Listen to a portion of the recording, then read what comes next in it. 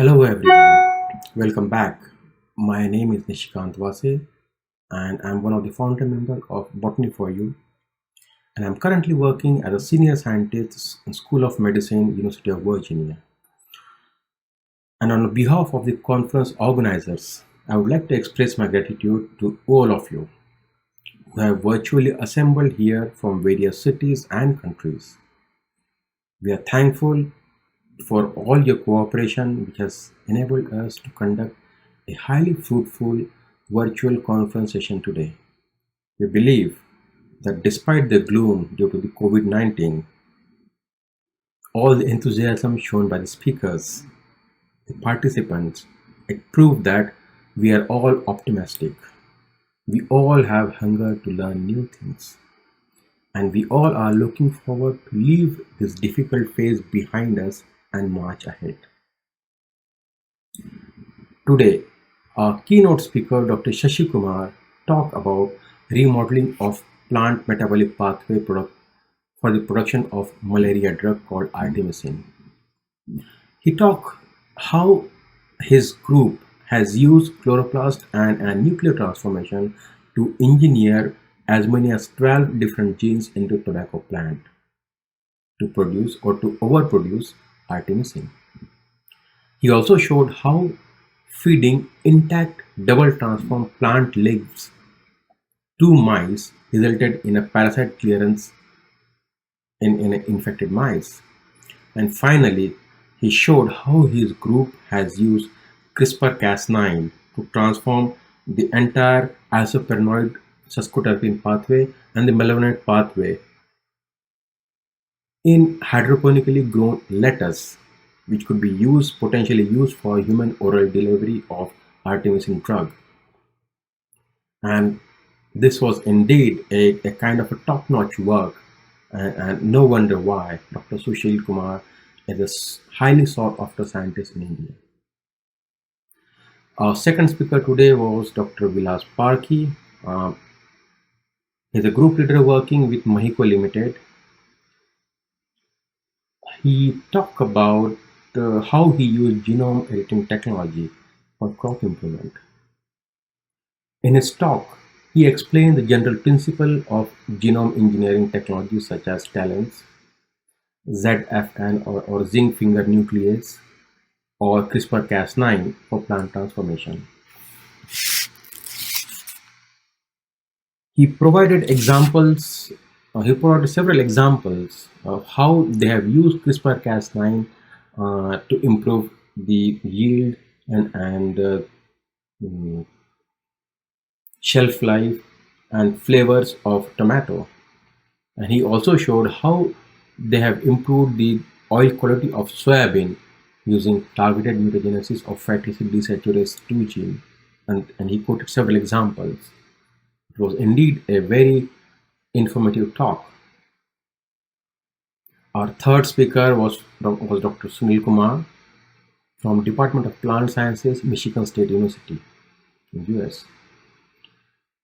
Sunil actually showed a very fascinating story of how present maize or soybean plants were developed by natural selection from its old ancestor called as theosinate. He showed that how by repeated trait selection, although it was inadvertent selection by the breeders, resulted into a high yielding plant which we have today. He also talked about general outline for crop improvement, trait selection, and etc. And he showed that how the mutation breeding was conventionally done either using chemical or radiation mutagenesis such as ethyl-methyl EMS or radiation mutagenesis using X-rays or gamma rays.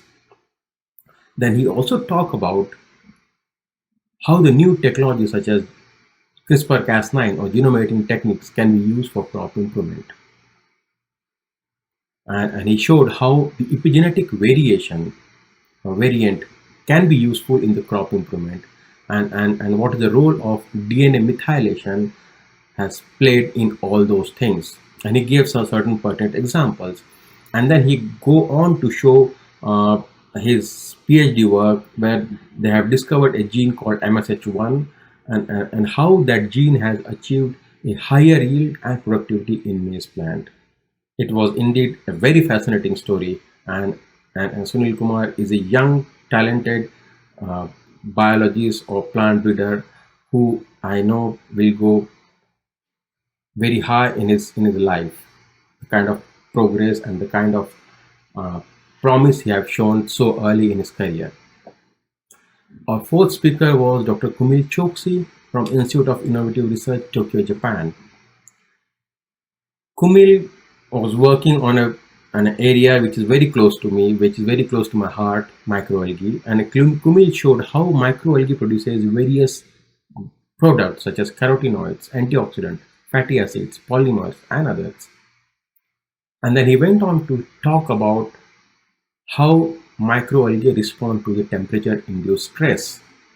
He talked about how his pet algae, the model algae he's using for his experiments, how he has used his algae for phytoremediation of dairy industry waste, and the resultant biomass generated from such experiments can be how it can be used for production of oil and other byproducts. It's indeed a fascinating story, and a lot of research groups across all over the world are trying these kind of things. Very good work. Our next speaker for the today's session was Dr. Puneet Paul from Department of Agronomy and Horticulture at University of Nebraska-Lincoln, same place where I spent my 7-8 years of my career as a postdoc and senior postdoc in UNL. Dr. Puneet talked about how climate change has affected the crop yield. Uh, he showed that how due to the human activity, due to all our activity, our construction, due to growth in our population, and so on and so forth, has changed the average temperature during day and the night for the last 100 years.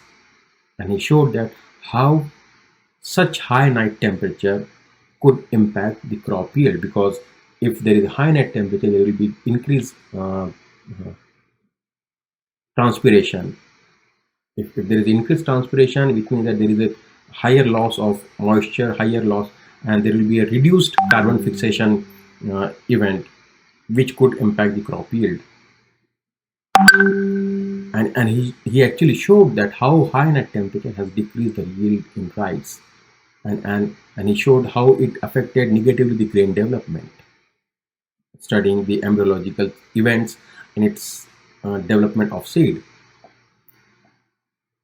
And then he experimentally identified pertinent genes responsible for the grain size in rice diversity population of more than 300 accessions, and how a particular gene called FIE1 is responsible for certain traits for the grain. And he also talked about new technique. He also talked about a new technique called plant phenomics. It's a fairly new area where uh, where people use high throughput image analysis to determine the traits in crop plants, which was traditionally done manually by humans. And he has shown that how those images could be acquired using robots in greenhouse, or using drones in the field condition. This is again indeed a very interesting and fascinating talk, and Puneet showed that how small changes which we normally overlook might have big impact in future for our food needs and for our population. So once again, we all, on behalf of the organizing committee, we all thank to all the participants, speakers, and those listening live on YouTube. I thank my colleagues from Botany for You who has been so supportive of this program. Thank you very much.